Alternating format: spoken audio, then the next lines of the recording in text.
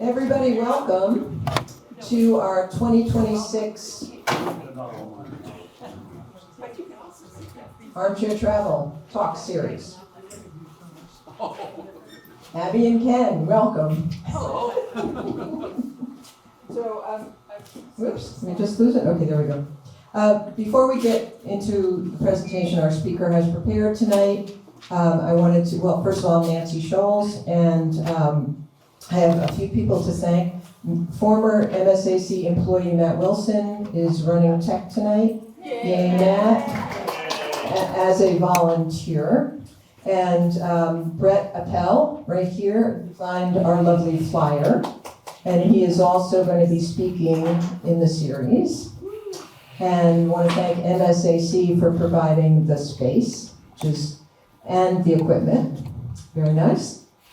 And I have a number of the flyers with me, which I will place right there on the bench. So as you leave, if any of you have an opportunity to put a flyer in a public place, ideally beyond the borders of Montpelier, but in central Vermont, that would be great.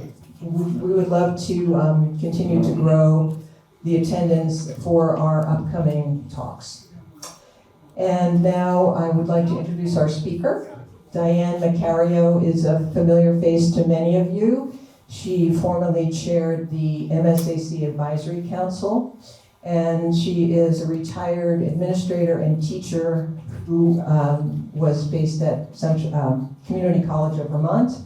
She has taken classes at MSAC, been very involved here for a number of years, and her travels, highlights were travels in Italy to Tuscany and Sicily, also southwest parts of the US. And she's also studied Spanish here and taken digital photography. So thank you, Diane, for kicking off the series.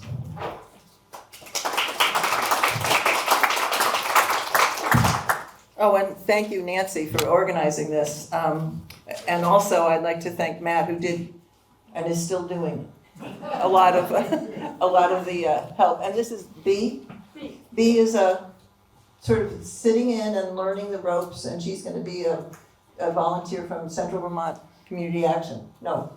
Yes. Okay. And she's sort of helping Matt, who does technical support here. And again, thank you to Matt and to Nancy.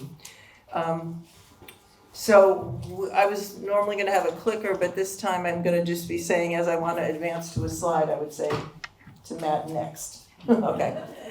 But that wasn't the real next. And I think Nancy mentioned that I have taken Spanish, but I just want to apologize right now to anybody who knows Spanish well that I'm going to be making some goofs with the pronunciation. This entire talk will be in Spanish, by the way. What a nightmare. So it's great to have the opportunity to talk about a place I really enjoyed and to have a captive audience that has to sit politely and look at my slides. And preparing this talk was a great opportunity for me to delve a little deeper into this place that I visited and then learn more about it as I was preparing this. I'm going to tell you a little bit about Andalucia and about the towns. In the newsletter, my focus will be on the influence of the Moors on the history and culture of Andalucia. It was inescapable when we were traveling in the area, and it just became, we saw it everywhere. And as best I could, I used my photos to tell the story. In the back of the room are books and materials I used and gathered. And of course now the internet is just an amazing handy resource when you're doing research. But books were indispensable, and I used, Eyewitness, I used Lonely Planet, I used Rick Steves and things like that, and they were great. And if you want to see more and better pictures of the area and the places I visited, I refer you to the internet, and there's a really great site called Andalucia.com. There's going to be time for questions at the end, but if there's something in a slide that you absolutely have to know about, just let me know. And I've given you a map. Did everyone get a map?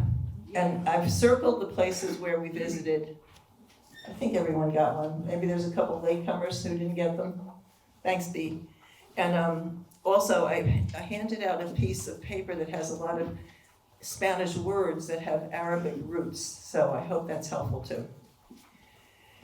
And by the way, I wanted to tell you, we drove, now that I'm talking about the map, we drove everywhere, and the roads in this part of Spain, I was going to say, I don't know, in other parts of Spain, but they were really good. The highways were excellent. And even the roads, you know, in towns, they were manageable, they were doable, and they were good. How many people here have been to Spain? And specifically to Andalucia? Oh, okay, great. So pitch in and say, you know, if you want to contribute, that's fine. Andalucia, next, occupies the southern part of Spain, stretching from Portugal on the west to the eastern coast of the country. It's one of 17 what are called semi-autonomous communities of Spain, and it's the second largest. It's 8.6 million people. The divisions you see are the provinces of Andalusia. It's very diverse, which made it a great place to visit, with mountains, miles and miles of shoreline, rolling hills, olive groves, farmland, wildlife refuges, remote white villages, and cities such as Cadiz, Sevilla, Granada, Malaga, and Cordoba. And it just has this coast, too, that I wanted to mention. You see the coast has different names in different areas. I'm not sure why that is. Oh, that's right, the laser. Okay, thank you. And generally, the southern coast is just attracts a lot of Brits and other Europeans. It's prime real estate for second homeowners and vacationers. Coastline is somewhat mountainous with curving roads and villas clinging to the sides of the hills. It's very built up, especially from Malaga west to Gibraltar. And this part is quite touristy. You may have heard of Torremolinos with its hotels and spas. And as you can see from the map, the coast has different names. How's the sound? How is the sound for everybody? Is it okay? We were based in the town of Salobreña, which was in Granada at the Costa Tropical. And this part of the coast seemed a little less busy than west of Malaga, and developed. It was less busy and less developed than the area to the west. And now Malaga is circled on your map. Oh, of course you can't see it now, but and later. So next, this shows how close the mountains are to the shore. The shore is right here, giving dramatic views. Next, and in this one, you can see the mountains in the background and all the development right along the coast, and that's very typical of how it looks. Next. And houses are crowded together to make the best of the views. Next. What months were you there? Yeah, I'm going to explain, but it was the winter. And we were staying in, this is a very typical picture of a hillside with all these villas, which are the vacationers' dreams. And we stayed in a small villa on one of these hilltops. And I'll explain a little bit more later. The interior, oh wait, let me go next. Next. No, back. There you go. One more back, please. There you go. I took these pictures because they actually, in these mirrors, they were everywhere because the roads are so curvy that I thought, well, this is the way to look at the landscape. And that's a very typical kind of picture in that. Here you see foliage, the typical foliage, and these curvy streets, and these villas, and this is all way up on a hill that we stayed on, overlooking the ocean. And next. The interior of Andalusia includes the Sierra Nevada mountains, which are the second highest mountains in Europe after the Alps, and a large interior area of dry, hot climate with cork and oak trees and rolling hills. This is an old ruin in this field as we were driving, and up there's some kind of tower on the hillside. Next. Lots of wind turbines everywhere in this area. Next. And many towns are nestled in the hills. They're in valleys and high on the hills. This was just a little plaza in one town looking over into another one, and there you see the mountains. So this is a very typical picture of one aspect of the landscape. The predominant site Oh, yes, next, please. The predominant site is the millions of olive trees, and they seem to go on forever. Spain is the largest producer of olive oil in the world, and it's about half of the entire global supply. So next time you buy olive oil, check it out in the back and see how much is from Spain. The travel literature says that Andalucia is famous for sherry, olives, bullfighting, flamenco music, and dance. And I would have to add to that vegetables and fruit agriculture in this area. In the 60s, farmers along the Andalusian coast built greenhouses in an effort to lengthen the growing season. There is ample groundwater from the mountains and lots of sun all year. Now greenhouses are everywhere in this part of Spain, especially in Almeria, just to the east of the town we stayed in, and it's called a sea of plastic. These next two pictures are from NASA. Next. Taken from space. Oh, thank you. Oh, and I want to just say, Matt made these great little interlude titles with adorable pictures, and it really adds to the presentation. Thanks, Matt. There. So this is, can you, with your focus, the town in the middle, there's a town right in the middle. This is from space. All of those white things are greenhouses. And that is a town in the middle of the greenhouses. This was remarkable to us. So in the 60s, like I said, the farmers thought they would try to, increase the length of the growing season. And they did it in spades. Just east of where we were based is the world's largest greenhouse complex, this. 45,000 acres, which can be seen from outer space. Did anyone read the book Orbital? In Orbital, she mentions, one of the astronauts mentioned seeing all of this from space. It produces 40 to 50% of the EU vegetable and fruit trade, and that's enormous. After doing the research, I learned that this concentration of greenhouses has produced lots of problems, including chemical and plastic waste, immigrant labor exploitation, and even a change in temperature because of reflected sunlight. The greenhouses cover so much area that they have been likely to cause a localized cooling effect because the white roofs reflect a substantial amount of sunlight. This is like another version of greenhouse effect, right? Really strange. We didn't realize the scale of this until we started noticing greenhouses along the shore highways as we traveled east, and we became more and more curious about them. Next slide. That's another picture. And again, there's that town, El Hito, and those are the roofs of the houses within the town that are brown. Everything else, greenhouses. It's just an unbelievable maze, and there are lakes and ponds. It's just stunning. Anyway, we got curious about this. And next slide. So, Matt, that's great. Which brings me to what I love about travel, noticing things and letting yourself be drawn in by your curiosity. It leads to serendipity, new learning, and for me, this series of pictures. Please bear with me while I show you some of the things that I found charming and curious. Next, why decorate the sidewalk with millions of little stones? Can you see them? These are unbelievable. These patterned stone surfaces are everywhere in this area. Entire plazas and miles of streets and sidewalks are paved this way. And it started with the Romans, but the Moors, here are the Moors again, refined it and used it widely.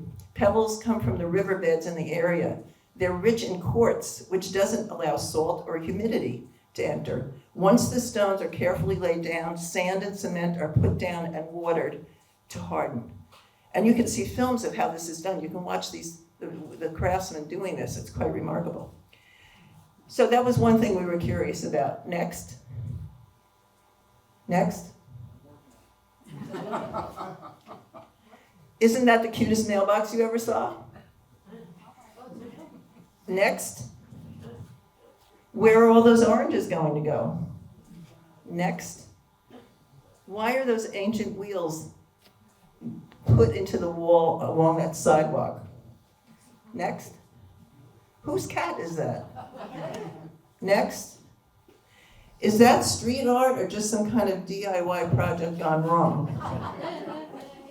And next, what will I see if I explore this entryway? This is one of the things I do when I travel. If there's an open doorway, I usually walk in and see what it is, and have found the most remarkable indoor plazas and gardens, art exhibits, just remarkable. Anyway, I just love the colors here too, but this entryway was so pretty.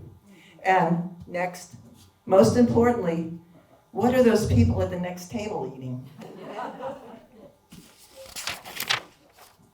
The first town I want to tell you about is Malaga. That's on the map. It's on the south coast, and that's the big center where people fly in and out. And we spent a day or two before and after our flights. It's a big city, 500,000 people, with a beautiful downtown, promenades and gardens along the shore, fashionable shops, restaurants and cafes, museums, and great food markets. We saw street art and street theater. Malaga is a hub for trains and buses to the rest of Spain. And like most cities and towns in Andalucia, it was under Moorish rule for centuries. So of course, there's a Moorish fort right in the middle of town, and the town has been built around it. It's a big town. Next. The base of our travels in Spain was the town of Salobreña. It's also on the map. It's about 50 miles east of Malaga, with a population of about 13,000. It's on the coast. We went to Salobreña because my sister and her husband, who live in Cambridge, Massachusetts, wanted to spend some time away in the winter. They did lots of research and found a house to rent in Salobreña. The house was a small villa, one of many crowded onto a hillside above the old town and sea. We visited them for 9 weeks altogether, over 3 visits in 2016, 17, and 18. Our trips were in the months of January and February.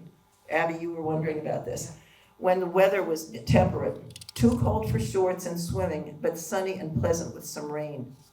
The old town of Salobreña is a jumble of whitewashed houses and steep, narrow streets clustered around a 10th century Moorish castle. Next. Wow. And there's the castle up above. These are some houses, but most of the town is sprawled behind that fort and down. And you'll see another picture of it.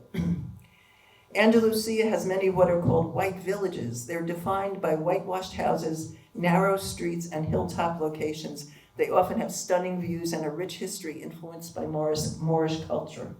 Next. Okay, this is a picture of how the town is just sprawled along the hillside. You see the fort up on the right, yes? And next. And this is one of the streets. I'm curious about what you think that sign means. Is that like a dead end in a red square? Or I don't know. But somehow, this is very typical of these old villages, right? You know, some of the foundations showing, the streets are kind of tilted.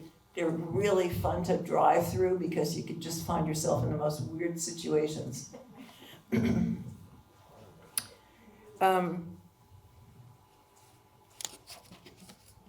Okay. Let's leave that up for a second. Salobreña itself was really a very nice town with services, shops, restaurants, and parks, and it was not far from the areas we wanted to explore. Here I want to make a pitch for if you go traveling, and probably some of you already do this, try to stay in one place for a little while. And if you can, kind of move in for a week or even more if you can, and really get a flavor for what things are like. I have 2 friends, they're not here tonight, but they went to 2 towns in Andalucia for like 6 weeks at a time in the winter, and they used these places as home bases. And in one case, they used only public transportation to get around, and they had a great time. Services and stores and housing have been developed around the old villages. Salobreña, for example, has developed a long avenue leading to the beachfront, which has many apartments and condos. Next. So as I mentioned, that we stayed in a house above the coast, and this is a view from there. The fort and town are over to the left. You can't see them, but this is looking down the coast. This is all Salobreña coast, waterfront. And next, and here's another view. So you can see all these condos and things have been built up, and all that's all shoreline. Lots of places to swim, obviously, and this again is the eastern tip of Salobreña, but it's got this new development. Next. So one interesting feature of Salobreña was that just behind the shoreline, there's a delta-like area with small farms. It was really interesting to walk around in and see what was going on. And sugarcane was introduced by the Moors and is still grown in the area. The nearby town of La Caleta is still got a sugarcane processing plant. And next, that's another view of, so interesting. It was like, here's this, the fort and this hillside looking down. You see this delta with, gardens and little garden houses. And then there's the Mediterranean. Next. One day I had to share this story. One day while we were sitting on our deck, we heard tinkling bells and we looked over the railing and saw this.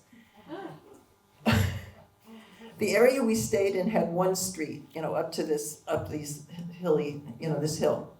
And twice a day, a local herdsman moved his goat herd from a field below to a nearby field up high. All traffic on this one main street stopped for the time it took him to move the herd, and it was a big herd.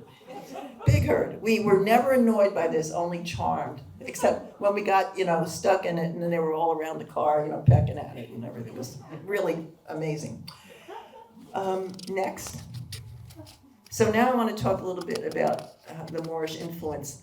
I loved a lot of things about this part of Spain, but I most enjoyed seeing and learning how the Moors played a fundamental role in the Spanish national identity.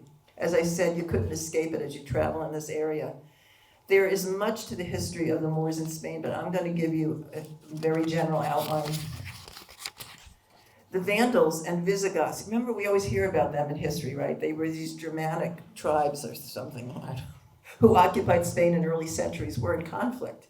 And the Moors, who were North African Muslims, took the opportunity to take control and came to Spain in 711. The name Moors is from Mauritania, which is in northern Africa. And I want to thank again Matt for making this slide, which shows us what happened in a way. Most of the Iberian Peninsula came under Moorish rule. Their influence in southern Spain eventually included,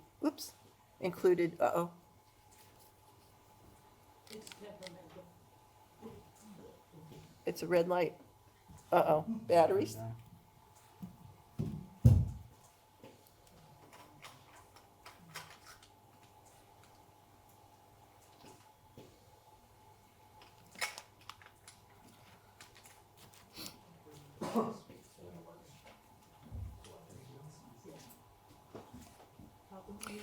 I'll talk. Those buildings you showed in the old city, the white buildings. Yeah, How old were those? they're hundreds of years old. Yeah, and they, I'm not sure exactly how it worked, but they were built during the Moorish period, and that could have been up until like 1500 or so. So, but you can see that they've been constructed on and built over, and it's hard to tell, how old something is, but they are quite old. And many of these towns have that like core of old towns going up a hill, these white villages, and then around it, like newer things have been developed. So the towns always had this double character, and it's wonderful, actually. How's the infrastructure? Infrastructure? Well, they figure it out, I think. I'm sure it's kind of a little funky, I'm sure plumbing and things like that are funky because not only are they old buildings, but they're on this hillside. We did not we stayed in a fairly new place. So I'm sure we wandered into these places and they seemed that they were functional, but I don't really know how it all works. What do you think? I think it'll work for some minute. I'm gonna go see if I can get some batteries in the front. Okay. So I'll just shout. Yeah. Okay. Yeah. So thanks. So most of the Iberian Peninsula came under Moorish rule. Louder. I'll try. Most of the Iberian Peninsula came under Moorish rule. Their influence in southern Spain eventually included Sevilla and Granada, with a capital in Cordoba. Cities like Cordoba were centers of enlightened thought and famous for religious tolerance, artistic expression, and dedication to philosophy and the sciences. The Islamic Andalusia of the 8th, it was the 8th to the 15th centuries when they were dominant in Spain. And the area was called Al-Andalus. And in Moorish Al-Andalus, Islam, Judaism, and Christianity lived side by side. It was an amazing, amazing situation. While much of Europe was in the dark ages of poverty and ignorance, the Moors produced beautiful works of architecture and helped preserve ancient knowledge. They introduced new scientific methods to Europe, such as the astrolabe, which is a device for measuring the position of the stars and planets. They made progress in astronomy, chemistry, physics, engineering, math, geography, and philosophy. And alchemy, which is the origin of our chemistry, was started by the Moors. And other examples include algebra, the concept of zero, the game of chess, and the rebirth of Aristotelian philosophy, which had been lost to the rest of Europe until the Muslims kind of reintroduced it. And we now use Arabic numbers, right? Which were introduced to Europe by the Arabs who got them from India. This is a very interesting statistic. While Christian Europe had only two universities in all of Christian Europe, Moorish Spain had 17 universities. And libraries were non-existent in Europe during this period, but Moorish Spain had more than 70. So they were very, the intellectual life was quite remarkable. And now, thank you. And could you do the next slide, please? Thanks, Matt. What would we do without Matt? I don't know. Okay. Music was also influenced by the Muslim presence. New instruments and melodies such as the guitar and flamenco emerged. Spanish traditional music has a lot of structural elements in common with the sounds of Northern Africa, and you hear flamenco music being played everywhere. This is a scene, this was an amazing place that we found, and Rick Steves told us to go here, and there's this old Moorish town, the old village crawling up this hill, and at the top of the hill is this plaza. Oh. And the plaza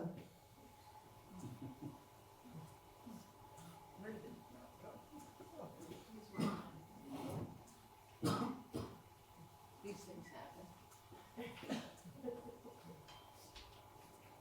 A lovely gray. Oh, Matt, we're not seeing anything. Hang on, he said, okay.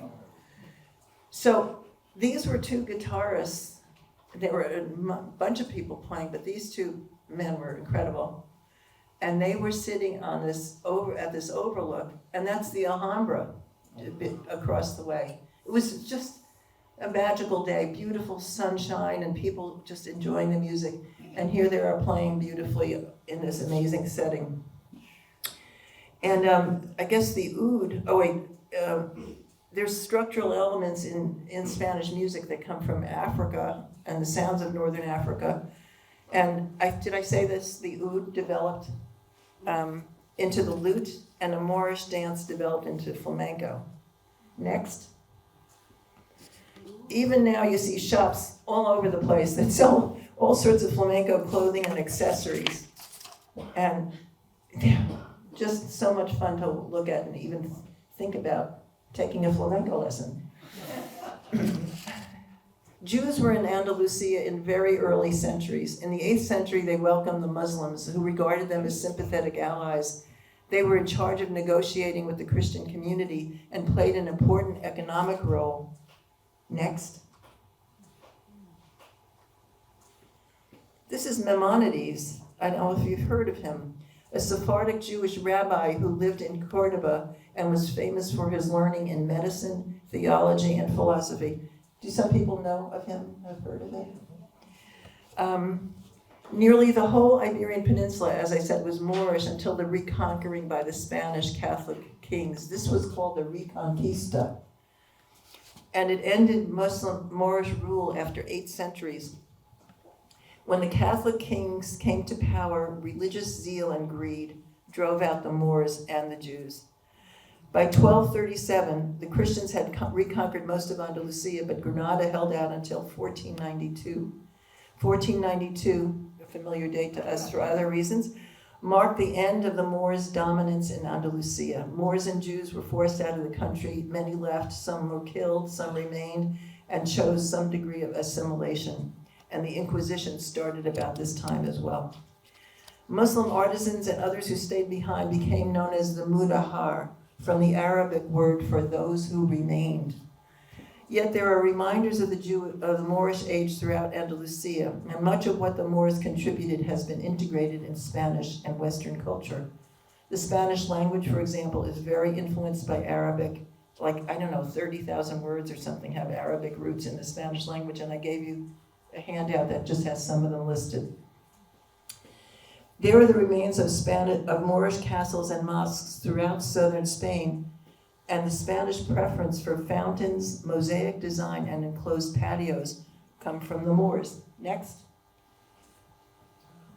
It's just typical of, this is in the old part of town this was in Granada, and just beautifully put together, and there's, some design elements that the Moors sort of started, and the Spanish have adopted. Perhaps the most visible evidence of the Moorish influence is the architecture. Throughout Andalusia, there are churches and mosques built side by side, and sometimes inside or over each other. The most spectacular examples of Moorish architecture that we saw were the Mezquita, which means mosque, in Cordoba, and the Alhambra in Granada. Slide, please, next. We spent a few days in Cordoba, which during the Islamic Golden Age surpassed Constantinople as Europe's biggest city and became the capital of Al-Andalus. It was a prominent center of education and learning in the world. By 950, Cordoba had 100,000 people, hundreds of mosques, palaces, and public baths. Streets were paved and lighted at night. Running water was piped in from the outskirts. Cordoba has two parts, the maze of streets immediately surrounding the Mezquita, or main mosque, and the working part of town. Next. In between is the Jewish quarter, where you still get a sense of what it was like when the city was one of the greatest of the Western world during the 10th century. Next. That's the walls of those are the walls that picture had the walls of the Jewish quarter. And this is a typical street. The Mezquita, the mosque, opened in 784 and went through a number of expansions and changes. Its structure is a huge square, and once you enter through the exterior walls, you're in a small orchard of orange trees. Next. And many of you have probably seen pictures of this. My pictures are not very good. If you go online, you'll see spectacular pictures. Within the Mezquita are 11 naves and a forest of some 850 columns supporting horseshoe-shaped arches of alternating white stone and red brick. 2 tiers of arches create an impression of height and spaciousness. When it was in operation as a place of worship, thousands of brass and silver lamps burned perfumed oil. Think about that. And 20,000 people could pray here. That's how big it is. Next. Just standing in this space was a spiritual experience. It's dark, yet light is somehow reflected on the stone surfaces. The arches in every direction seem to reach to infinity. Sound echoes from everywhere. While we were there, we were struck by what sounded like a hymn coming from somewhere. Later, we realized it was coming from the Gothic cathedral, which was built inside the mosque after the Reconquista. Next. This is a picture of part of the cathedral. Now this is inside that mosque, right? It's just, the architectures are completely different. So the Spaniards decided to keep the outside. They liked the arches, and they thought that was pretty. And then they put a cathedral inside. I don't know. Anyway, and next. And so there you see a crucifix, and it's within all the arches, or within all the beautiful Moorish arches, and that happened quite often when the Catholics wanted to build their own kinds of religious places. They would integrate aspects of that design. Is everyone okay? Yeah. Okay. Next. And now we went to Granada. Next. Okay, and this is, remember I told you that there was that overlook with the 2 guitarists? Well, this is what was behind them. This is the backdrop, and the Muslim area down below on the right, you see all those houses, they're built up on a hill, and the hill continues, and that's where we were sitting when we saw the guitarist. But we are looking out now at the Alhambra, which is this massive place with many, many palaces and buildings. The Moorish palace Alhambra, which literally means the red one, in Granada is one of Spain's architectural masterpieces. It's on the hilltop with a Moorish quarter called the Albayzan below. Begun in the 11th century on the site of a hilltop fort, the Alhambra was the site of Muslim rulers until the end of the 15th century. The Alhambra is a UNESCO World Heritage Site. Next. So this is one of the palaces inside. And you can see, if you look through the windows there, you can see the hilltop opposite with the old buildings of the Moorish quarter. You see those white buildings in the background? Next. And this was again, within the grounds of the Alhambra. I think it was some sort of a church or a convent. And you could actually, if it was the convent, you could stay there. You could rent a room and stay in the convent. The Alhambra has 7 inner palaces, including the Italian Renaissance Palace of Carlos V, and a fortress with 2 kilometers of ramparts and 23 towers. About 1,000 people lived here. Next. There are interior gardens. Next. And amazing outdoor landscaping. Just spectacular. These hedges, I don't know, were 100 feet tall. I don't know how it was done. Just beautiful. It's an amazing example of the beautiful, and also the Alhambra is an amazing example of the beautiful interior design features adopted by the Moors. Carved, we'll see that in a minute, carved wood ceilings, stucco stalactites, walls and ceilings completely covered in decorative patterns, and some rooms were painted in bright colors. Next. This is just a typical panel in some room, intricate as can be, and this place is massive, and this is everywhere. Next. This is one of the indoor courtyards, and if you see the top of these columns, also there's amazing carving. Next. And that's a close-up of the column. Look at how intricate. This is remarkable, and there's just so much of this. This is a massive, massive structure with all sorts of courtyards, like I said, and palaces, and everything is decorated in this way. A lot of it is stone, and they pressed, I think they pressed plaster into molds to make a lot of this. Curtains and tiles and everyday objects are covered in decorative patterns. Next. And these, Islamic doctrine holds that the creation of living beings is God's work alone, so there are no representations of humans anywhere in all of this design. It's all, it can be, just patterns, or it can be flowers and plants, but no humans.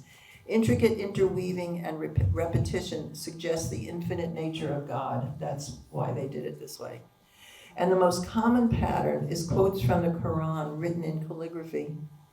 That may be it here, I'm not sure.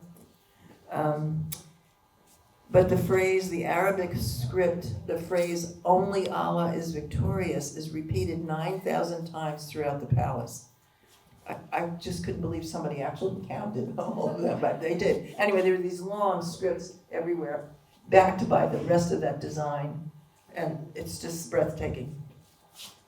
On a okay, let's see, next. And that's another, this is looking up into some space with, again, all of that beautiful work. And I'm not sure what that work was, but it was stunning. Let's see. Okay, next. Now this, on a nearby hillside, near the Alhambra, slightly above it, on the same big hill, is what's called the Generalife, Generalife, which was a summer palace retreat and provided the Sultan with a cool and quiet escape from palace and city life. Gardens were seen as symbols of heaven and water as a symbol of life. Next. Orchards and vegetable gardens provided food. This is in that area. There was a really ingenious use of water features like aqueducts, which piped up water from the river below, irrigation ditches, and gravity feeds. Now,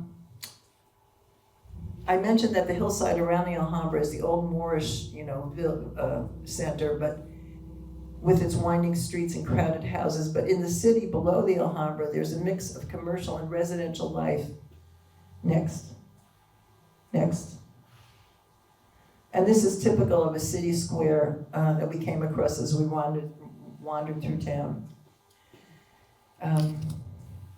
Okay, and now we're going to Rhondda.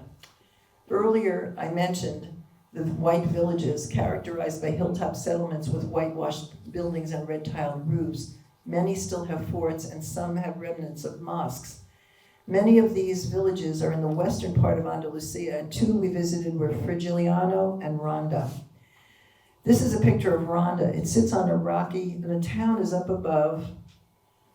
The newer part of town is up above, and over that bridge and to the right and down is the Moorish ancient village. It sits on a rocky outcrop over a 350-foot deep ravine, which, like I said, separates the Moorish quarter from the newer area. But in the 18th century, a bridge was built to connect the two. Rhondda has the oldest bull ring in Spain, and we just walked into it. There was a big museum, and we just didn't participate. And they actually have bullfights there still, and a Moorish palace built in the 14th century. We stayed in a parador. You see that building up at the top left? That's a parador, and that was originally, I think it was a former city hall. But in Spain, you might know this, there are these places called paradors, and they're state-run hotels built in like old palaces and city halls and convents, and they're all beautiful. The one we stayed in was spectacular, and it was an old city hall. The prices were pretty reasonable for those too. And let's see, from where we stayed, we could easily walk down into the Moorish quarter or visit the more modern part of town with its restaurants, galleries, and shops. Next. And from the hotel up there, there was a great view. We're looking in one direction and the bridge is to the right. Next. And if we were up at the top looking down into the gorge, that's what we would see. And there was a way to walk down there. Remember the waterfall coming down? That's where it went. And it was there's a major river that goes through this area, comes down the waterfall, and then goes out to the Mediterranean, I guess. Next. Okay, Baeza. So we went to these towns, they're kind of twin towns, Baeza and Ubeda. And they're about 100 miles to the northeast of Salobreña and very close to each other. Together they make up a World Heritage Site for their Italian Renaissance architecture. Both cities were Moorish by the 9th century and then reconquered in the 13th century. Now you know what I mean by reconquered, right? The Renaissance in Italy influenced how the Spanish rebuilt things after they came to power. Okay, Baeza. Now, I took this picture of the internet, just took a picture of it, and here it is. It's a town of 16,000 people, and it has late 1500s Renaissance and Baroque buildings quite close together, and you can see some of them right here. There's a cathedral, an old university, a palace, and a lovely plaza.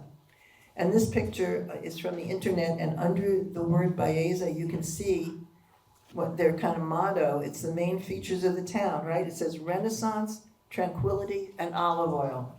And it just actually does it. Okay, next. Here are some slides. These are some pictures of Baeza with a beautiful, it's all stone and beautifully, carvings, and you can go into these places. Like I said, one is a church. Next. And this is a walkway around the back of one of the buildings that I thought was quite lovely. Next.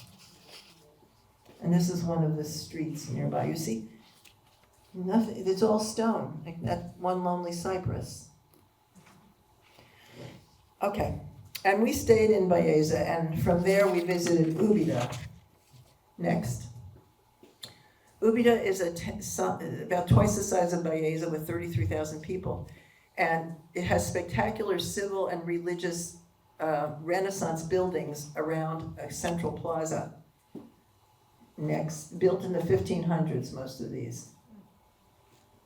Next. Quite ornate. The Spanish Renaissance, I guess, developed out of the Italian Renaissance.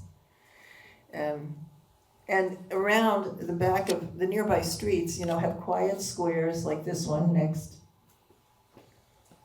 And I think those are plain Plane trees, I'm not sure, but these were lovely spots that we just wandered around. You can see it was chilly and there were not many people, but I have to say, Baeza and Ubida, because they're so important in the Renaissance and to the architecture in Spain, had a lot of visitors, Spanish visitors. A lot of people were there just on their vacations. And then we found that Ubida, next slide please, had some really amazing ceramic studios, so we wandered into a few of those. Baeza and Ubida are surrounded by olive orchards, and in Baeza we noticed that the main street had shop after shop of beautifully packaged and displayed olive oil. I'm telling you, they looked like jewelry. They had it like packaged like jewelry store, like gorgeous, drapes, and here's a bottle of olive oil on a little pedestal. I mean, yikes. But it's important. It's really important, and yeah. Okay, next. Okay, this is a place we went. This is the last place we went to, called Las Alpujarras. It's an area on the south face of the Sierra Nevadas, not far from our base in Salobreña. In 1499, the Arabs who didn't want to leave took refuge here and became known as Moriscos. In this picture, on the right, you can see two towns in the foreground.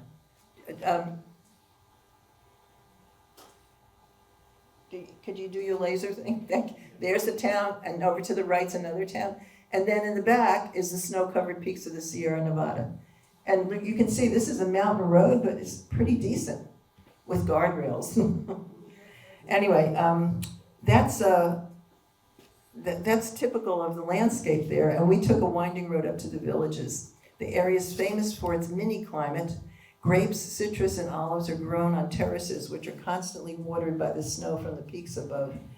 It's very green compared to the foothills below. Next slide, please. And this is, you can see the roads. See the roads on the right and on the left, those lines, skinny lines? Those are the roads through these villages, and in the distance, there's more mountains.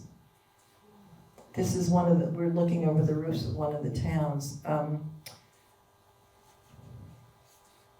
And the area is marked by valleys and gorges which run towards the Mediterranean. This is not very far at all from the Mediterranean, if you look at the map later.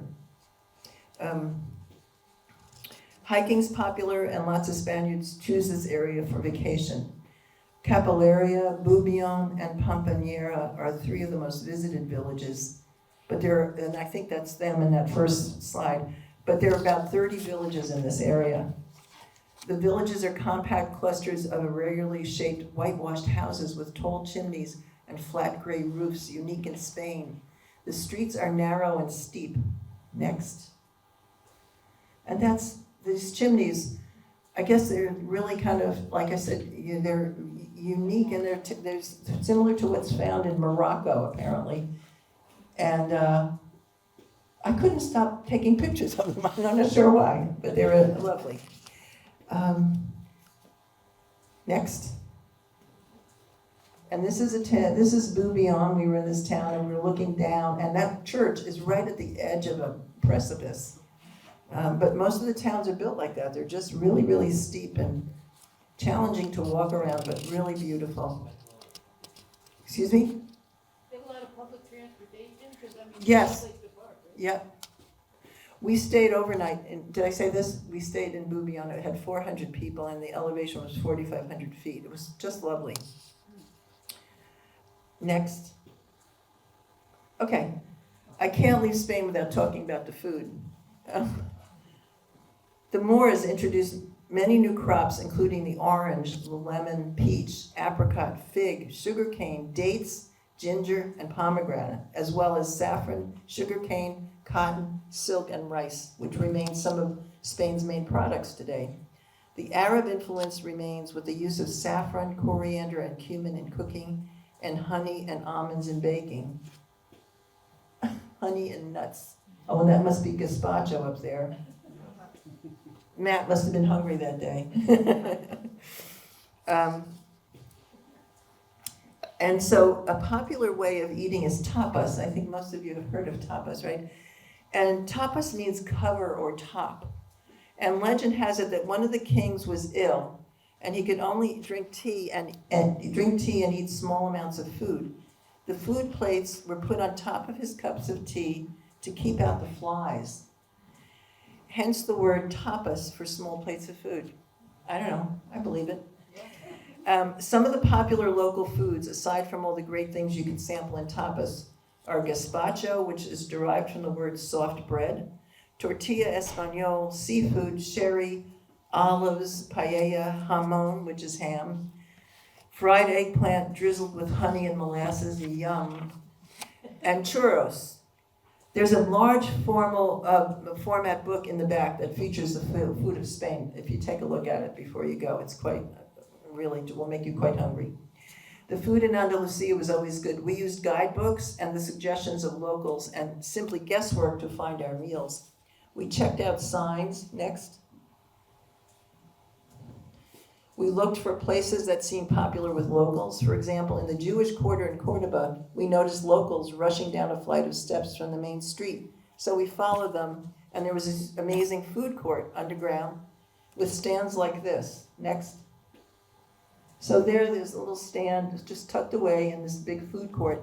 And if you'll notice the word moruna, M-O-R-U-N-A, it describes some of the food, and that's the word for Moorish. So there's the influence. Like, I think one of them is pastry, moruna, pastela is, pastry, Moorish pastry. And we checked out storefronts. Next. This is, bacalao is dried cod. And this was the whole store was devoted to that. Next. Gelato. And we stopped in markets. Next. Here's two pictures on right and left of an unbelievable market. And did you ever see so many olives? And all sorts of other things. Since we were living in a house part of the time, we went to the local supermarkets, which were fascinating. As far as I'm concerned, they were real tourist attraction. You learn a lot about a place when you see what's for sale in the supermarket. You really do. And we spent a lot of time in this incredible supermarket called Alcampo in the next town from Salobreña. Next slide, please. Next. So this was like a mile-long seafood department. And with the Mediterranean at our doorstep, you could get every kind of fish. And the efficiency of this woman was quite remarkable. And look how clean and neat everything is. And there's a fresco on the wall. Anyway, next. That's jamón. It's ham. And the Spaniards eat more ham per capita than any other nationality. And the people in those little towns in the Alpujarras are very proud, and they kind of compete about the best ham and all of that. But this is, it's dry cured ham, and it's one of the most globally recognized food items of Spanish cuisine. But in this town, in this supermarket, they have them hanging up, and they're all different qualities and prices. Overwhelming. Next. Okay. Everybody knows what manchego cheese is. This is like a mile of different kinds of that kind of cheese. I mean, how do you choose? It's quite remarkable, but it actually had a beautiful design the way it was put together. I thought, this is a picture. Anyway, and it's also delicious cheese. So that's, we stopped in the markets, and a next picture, please. And if we saw a specialty shop like this, we'd stop in. I mean, how could you resist a place like that? It's a slow food market, and I can't remember. We went in there, and I'm sure we bought something delicious. Anyway, that's the end of the show. That was all I I tried to use a lot of my pictures, you know, and now I realize, oh, I should have, when I was trying to put this together, I thought, I should have taken a picture of that. No, I should have taken a picture of that. But I would refer you to the internet for amazing pictures of so many of the places that we went to. And, well, thanks for hanging in there. With Andalucia. Are there any questions? Oh, yes? I have a question. I didn't see any graffiti. No, you didn't. I don't know, trash tramps and graffiti, you know, there was not. But, you know, we often were in the old parts of town where I think people, I'm imagining people did take care of things, you know, themselves. And I'm sure there was bad looking stuff in other parts of town. We didn't get around into the general towns that much, but we thought every street we saw was quite neat, and there were, you know, disposal places for all kinds of recycling and stuff, and people were using those as far as we could tell. So given that this was advertised as 1 hour long, we're concluding it formally now. If you have questions, and I'm sure many of you do, Diane has graciously agreed to answer them on an individual basis. So folks who need to get going may. And just a reminder that as you exit, there are flyers on the bench. If you can take one and put it in a public place. And I also wanted to acknowledge our future speakers who are here tonight. Barbara Garton, would you stand, please? So Barbara is speaking on Namibia. And John Snell is here. John and Liz will be speaking about their trip to the Republic of Georgia. Wow. And Brett, I mentioned earlier, is over here. Brett's going to be speaking about he and Jen Brown traveled extensively throughout Scandinavia. And our one speaker who isn't here lives in Morrisville, so we can forgive her. So thank you all for coming so much. Thank you.